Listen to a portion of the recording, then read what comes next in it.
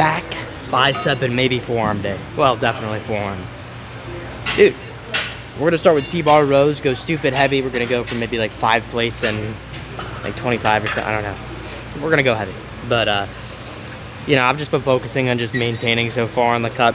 And, you know, some of the lifts get a little weaker. Can't be getting the L's and W's confused. But anyway, yeah, the best thing you can do on a cut is try to maintain. And especially if you're newer to the gym, you can also get stronger. So even during a cut, you see a lot of people, especially people who start out like obese, they can get away with cutting for a while and still make great muscle gains. So anyway, let's get to the set. 5 plates. See if I'm still strong as I was, like, I don't know, a few weeks ago.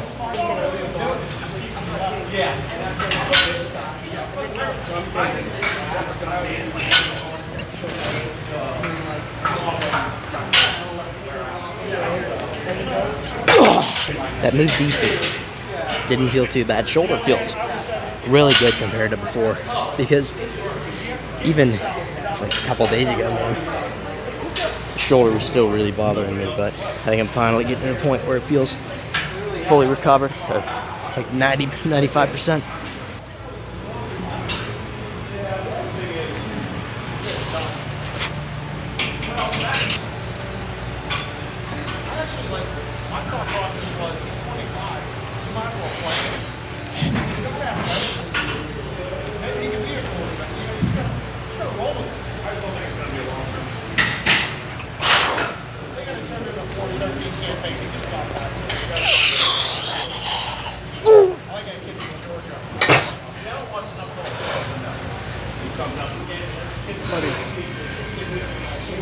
My bad. No, you're good. I'll take off the weight for you, even though I just finished a set to failure. Don't worry. Now that's failure. Dude, if you can still move at all, you didn't go to failure. Yeah, I'll put on 4. I feel like this got done with failure. That was failure. Wait. If you're really at failure, you'll fall on your face right now. Oh. What do you think about the T-bar row? I like it. You like it? You hear that, guys? My brother likes the T-bar row. He calls it the T-Rex. So if you guys want to do a good exercise for your upper back and your trapezius muscle and your rhomboids and whatnot, dude, get on the T-bar row. Get on a chest-supported row. Load it up heavy, progressively overload. Don't do too much volume, you know, and you'll pretty much be good to go. I mean, I usually always end up doing like 3 sets of 5-ish. Sometimes I get 3 reps, but that's okay. And yeah, I mean, as long as you do that, you're gonna get giant horse meat traps, giant, voluptuous, gargantuan Red Hulk traps. Okay. Brock Lesnar traps, Ronnie Coleman traps, whatever you want, man. You're gonna get traps like that if you take this serious, all right?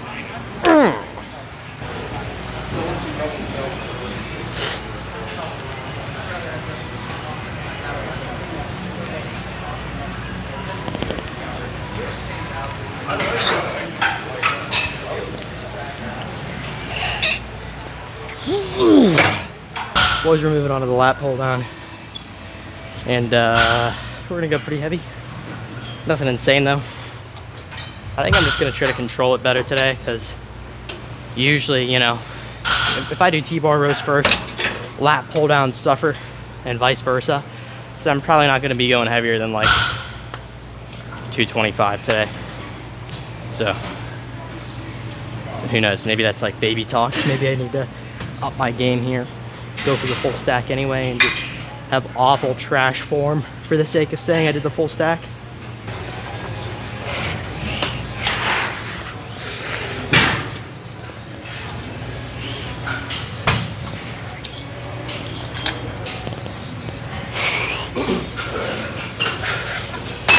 All right, we're going much lighter today because even that 225 there felt pretty heavy. So we're doing 180. And yeah, I mean, it moved pretty decent. the idea with lats is like, you want to try to focus more so on the contracted position than the lengthened. And for the longest time, I've been focusing on kind of just horsing around the weight. And as a result, obviously the stretched portion is a lot easier. So when you're up here, right, you can yank it down to about your chin, but anything below that's really difficult. And so I want to try to get below my chin if possible on this weight, and really just try to get a decent contraction. Not necessarily pausing or anything, but you guys will also notice that whenever I'm doing these, unless I'm taking a rest deliberately, I don't like to go all the way up here. I usually stop at about here. Okay, so elbows are still bent, not straight. You know, shoulders aren't fully extended or anything like that. We're just kind of staying here, not fully stretching, and then going in kind of this mid-range. But like I said, we're gonna try to get the contracted portion of the movement this set.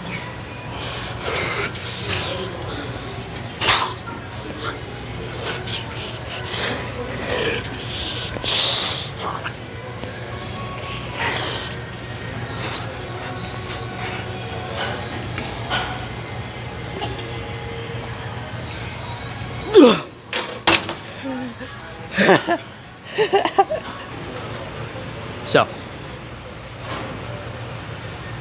I gotta get better at the lat dance. Lat man is really good at that, if you guys know who that is. But anyway, those felt really good. I think I'm gonna switch my grip to that from now on. That was like kind of the Sam Sulek grip. He does, and I call it that. Like, obviously, he's not the one who made it, but usually I always see him kind of going about shoulder width and letting his elbows go out to the sides a little more. And that actually felt really good on my lats overall. So, and I usually always do like outside shoulder width to some extent. But a lot of my experimentation with different forms on this is just to see where I feel my lats the most. And one thing I'll say is that a lot of people don't realize that like mind-muscle connection doesn't matter, really. I mean, it's good to connect with your muscle in the sense of like, if you're a complete beginner and you have no feeling in your chest, you should try to feel it, right? Because that probably means that it's not getting activated like it could be. That, even then, that's still bro science, but I feel like that's kind of supported just by bro evidence, you know? But anyway, that's not my point. My point is, if you do wide grip long enough and it feels good for a while, there's gonna come a point where it stops feeling as good, at least in my experience. And then you kind of got to switch it up and see after that what will feel the best. So anyway, I'm gonna do one more set of this.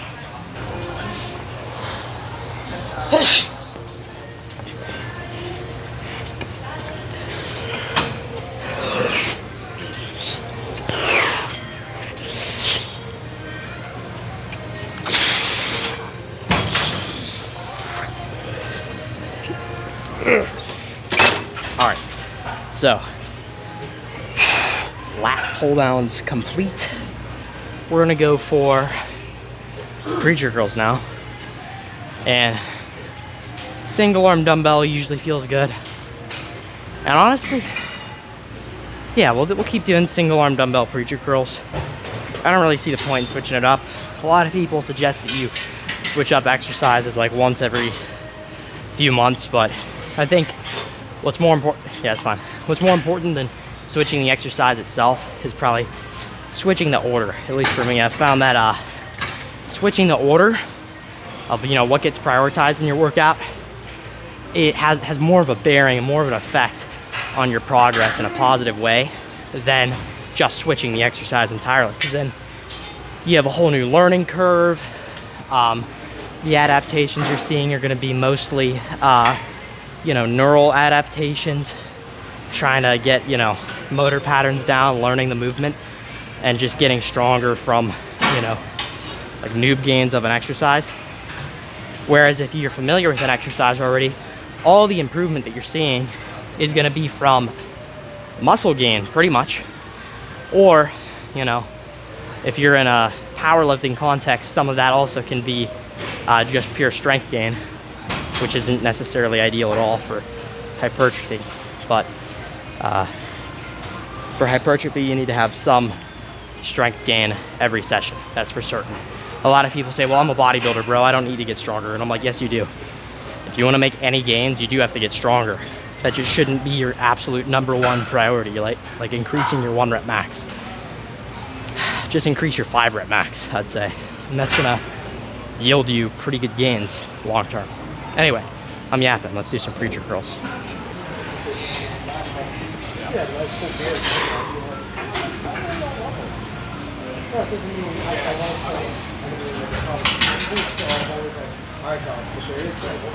Shoosh! But outside of some unrealistic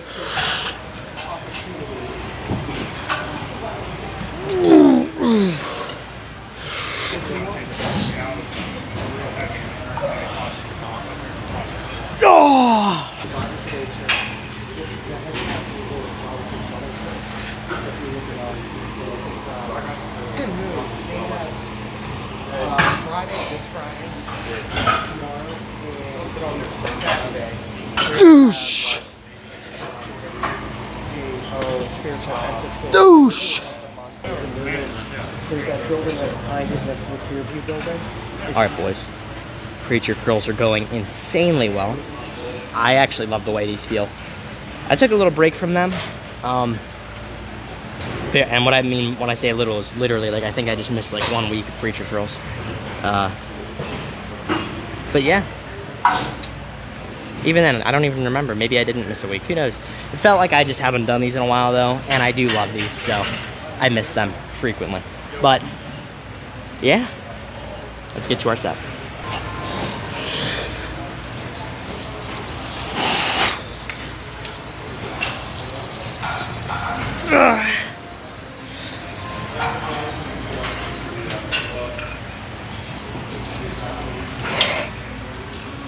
Oh.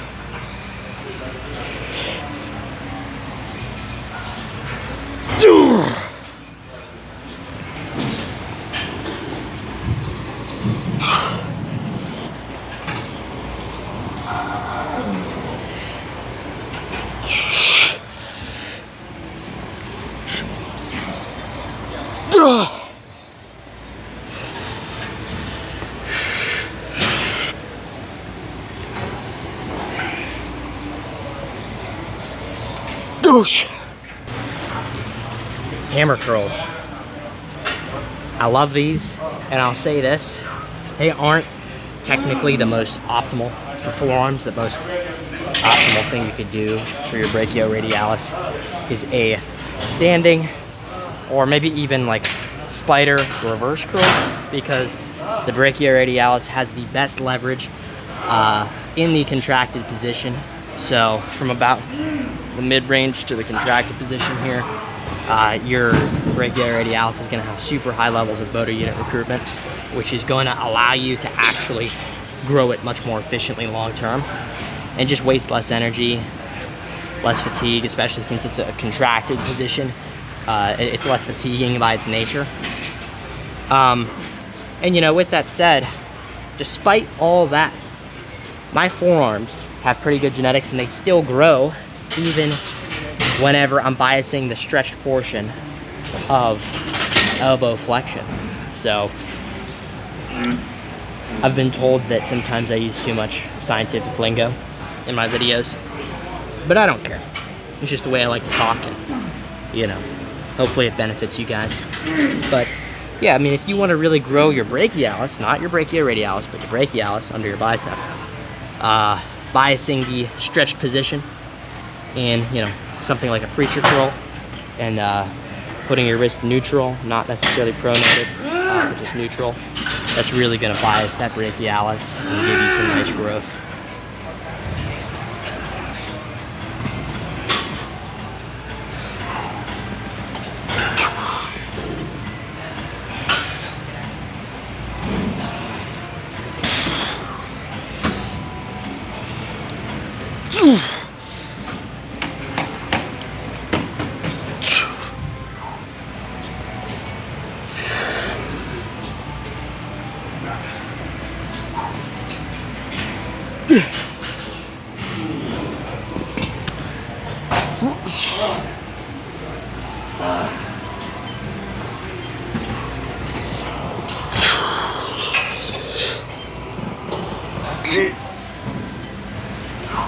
Doosh.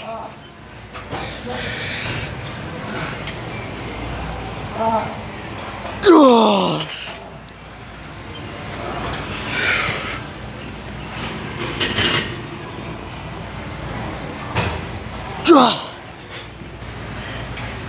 Do you ever get it to where you feel really strong, so you want to see if you can like curl something that like normally you wouldn't be able to? I grabbed the 50 and I was like, I feel like I can lateral raise this. And I went, I was like, oh shoot, I can lateral raise this. And I wasn't even cheating. Oh my god. Maybe a little cheating. I don't want to, I want to be honest. But all my viewers know what I'm talking about. All the Sharkomaniacs know what I'm talking about. Is that what they're called? My fans don't have a name. Dang. A name, but not that name. Dang.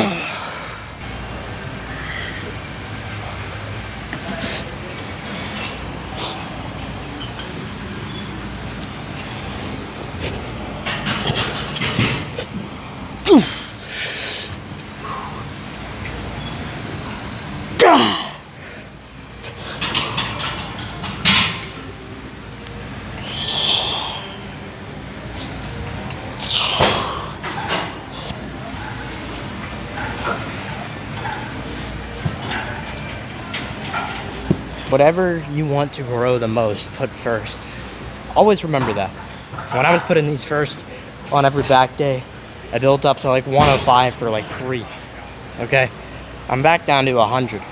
But I'm just gonna try to have really good form here. You know, protect the elbows, lean into it more. And yeah, best I can.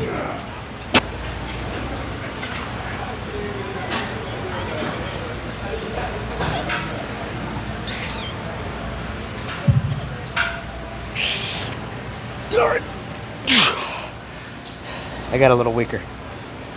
And it's the end of the workout. But those sound like excuses to me. We'll get stronger in the future.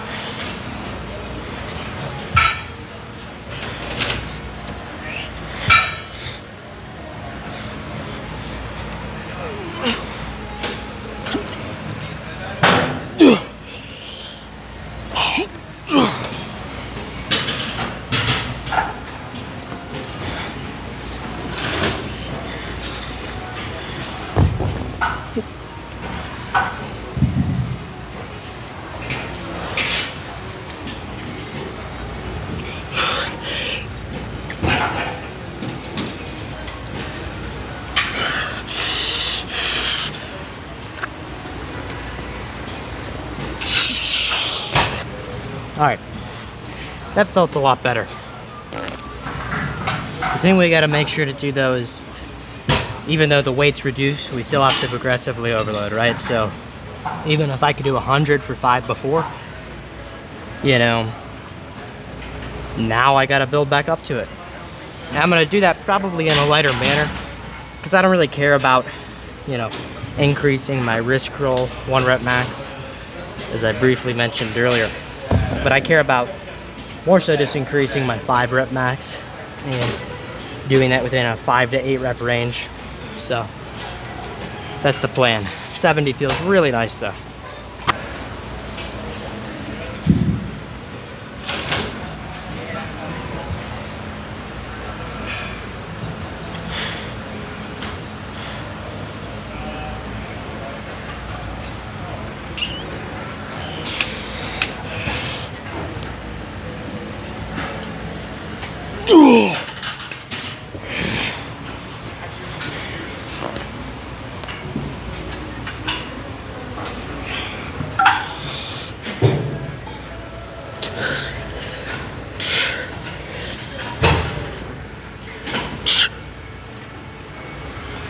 All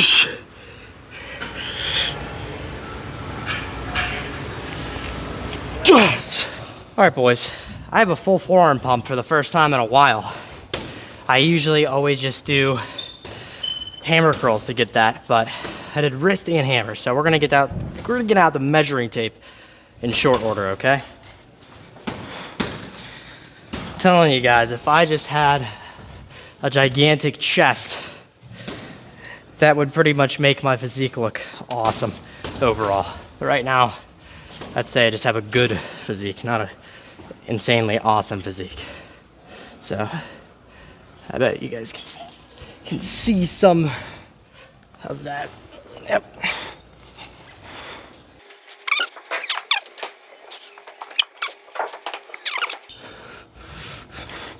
We have to do 0.5. This is so awkward. See that? It says 15. All right, that was way too hard.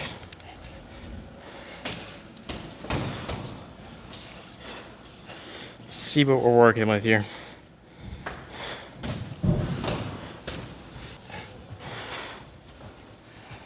Hope you guys can see that. I'm done measuring though. We gotta actually get to some posing.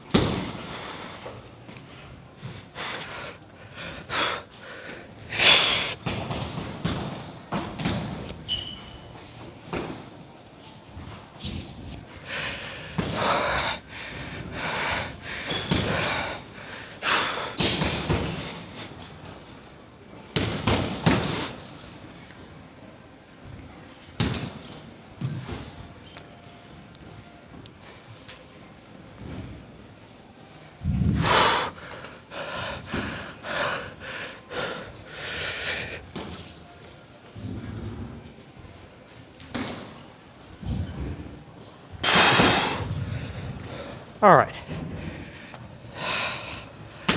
We're done posing. Not actually. We got 3 more. Maybe 4, who knows?